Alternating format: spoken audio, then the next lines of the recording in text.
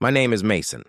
At my mother-in-law Matilda's 60th at Le Chateau Noir, I got handed a plate of cold, leftover pasta, while everyone else carved into $15,000 steaks. Bianca, my wife Zara's sister, set it down like she was feeding a stray. "We didn't order for you," she said, smiling with all teeth, no warmth. Zara didn't miss her cue. "You should have sat at the kids' table," she added, loud enough for 3 surrounding tables to hear. I took a sip of water, let the sting pass, and said one word. Noted. Le Chateau Noir is the kind of place where the chandeliers have names and the carpet makes you apologize to your shoes. Matilda, Queen Matilda in her head, had filled the Bordeaux-colored room with her court. Dean in a suit he couldn't afford. Bianca basking in borrowed glow, Todd polishing his Rolex with his personality, and Zara in a dress that flickered like a signal flare. I've eaten this treatment for 3 years. The careful seating near the kitchen doors, the jokes about my cute Honda Civic, the way accountant rolls off Matilda's tongue like she's describing mildew.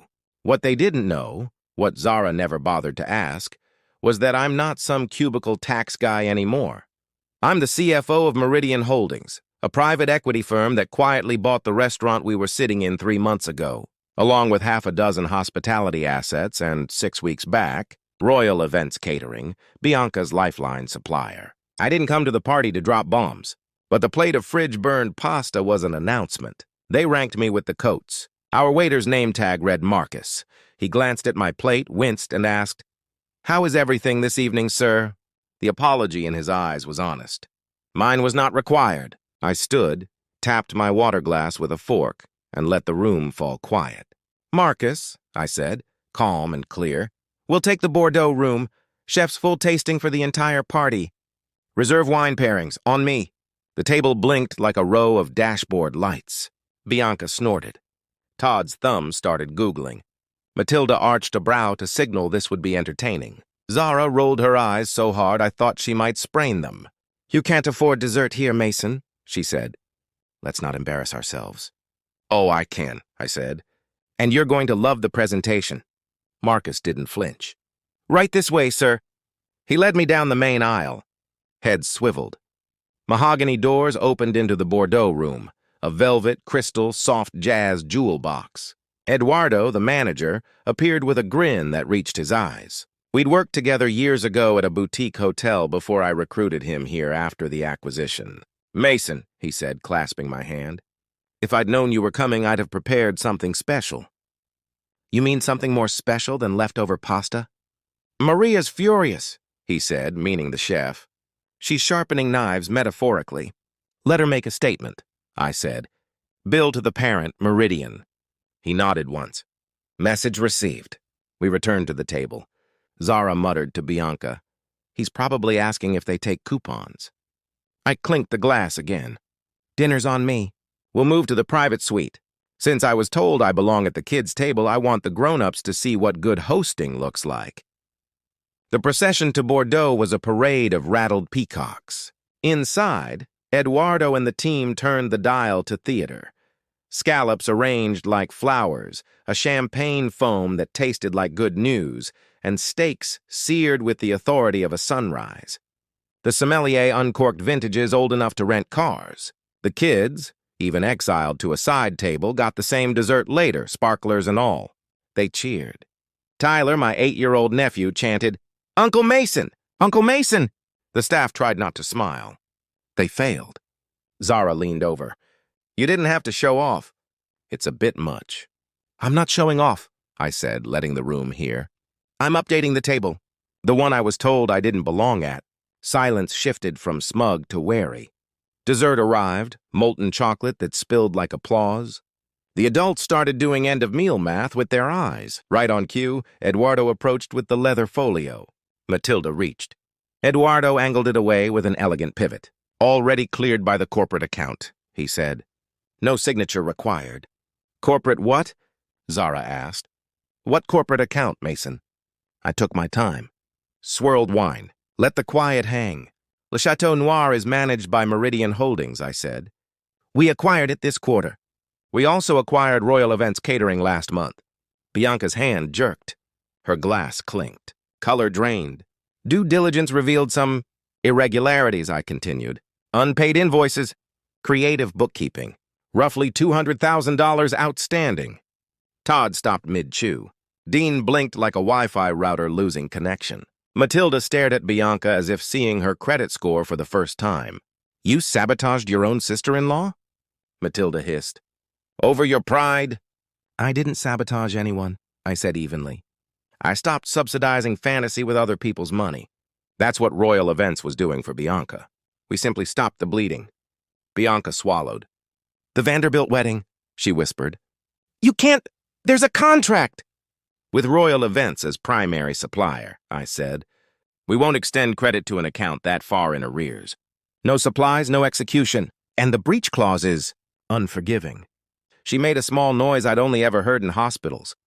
Todd stared at the table like it might offer a refund. I slid a tabbed folder across the linen. Invoices stamped overdue, email chains, balance sheets. A neat summary. I'm petty, yes, but professionally. Paper beats bluster. Also, I added, Jerry, your accountant, took a role with us 2 months ago. Better pay, better clients. He doesn't have to varnish numbers anymore. Bianca pushed back her chair and fled. Todd clattered after her, bracelets of metal ticking. The silence that followed was stainless. Zara found her voice. You're cruel, she said. Cold, vindictive. This isn't you. It is now, I said softly. Because the old me, the one who swallowed jokes about my car and sat by the kitchen doors, was being erased one dinner at a time. Dean tried to sound wise. You can't destroy a business because you're hurt. This isn't about hurt, I said. It's about debt and math. You can bounce a check on a friend, not on a ledger. I placed a card on the table. Restructuring. If Bianca wants to fix things like an adult, we'll help. Payment plans, controls, real books. But the luxury has to be earned. Matilda twisted her napkin until the cloth creaked. You've destroyed this family. No, I said, standing. You did. When you decided respect is a topping you sprinkle on people you already approve of. You fed me leftovers and taught your kids that was fine. Tonight I taught them dessert is something you share. Zara's nails pressed crescents through my jacket. Please, you've made your point. Can we go home and talk? Adults don't serve their spouse cold pasta while everyone else eats Wagyu, I said. Adults don't let their family do it either. I nodded to Eduardo. The staff gets bonuses tonight. Already added, he said as if we'd rehearsed it. I stepped into the corridor. Eduardo caught up, eyes alight. That, he said, was art. Maria wants to name a dish after you. Tell her to call it The Reckoning, I said. Make it expensive. Done. He tilted his head. You okay? I checked in with my chest. For the first time in months, my lungs felt like they belonged to me. I'm good. Kids are in the garden, he said. Sugar highs, minimal casualties. The courtyard glowed with fairy lights.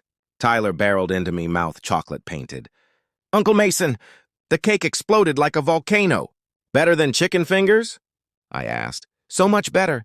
Are you magic? Not magic, I said. Just good at my job. And here's a secret. When someone says you can't do something, they're often telling you about themselves. He nodded like I'd handed him a spell book.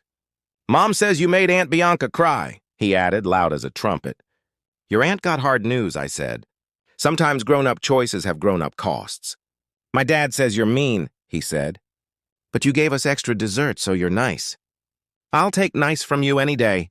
I pressed a crisp bill into his hand. Get everyone ice cream on the way home. The good stuff. Life's too short for cheap dessert. Behind me, footsteps. Zara.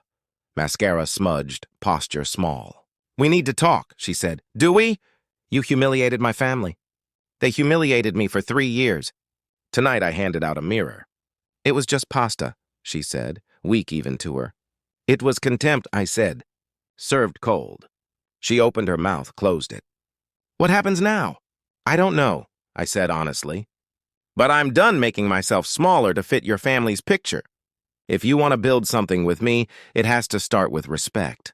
You defend me in rooms I'm not in, and at tables I am. She looked away, toward the kids catching fireflies. I didn't think it was that bad, she whispered. That's the problem. I left her with the fairy lights and the fountain and walked to the front. Eduardo waited with my coat. "Tab settled," he said. "Extra on the tips." "Thanks," I said. He held the door. Cool night air washed over me, city, exhaust, a nearby cart frying something glorious. My phone buzzed. Leo, my partner. "Audit hit Bianca's account hard," the text read. "If she calls, we'll set terms." "Also, you're a legend," I smiled. Out on the curb, I felt taller than I felt in years. For once, I hadn't argued for my worth. I had simply acted like it. A black SUV eased up. I climbed in, glanced back at the restaurant's glow, and thought of the kids chanting my name through sparklers, while the adults learned the cost of casual cruelty. Some families think respect is a given with the right last name. The truth is simpler. Respect is a bill you pay every day with how you treat people who can't do anything for you. Tonight I paid mine, and I stopped paying theirs. Thanks for watching PL's Like and subscribe.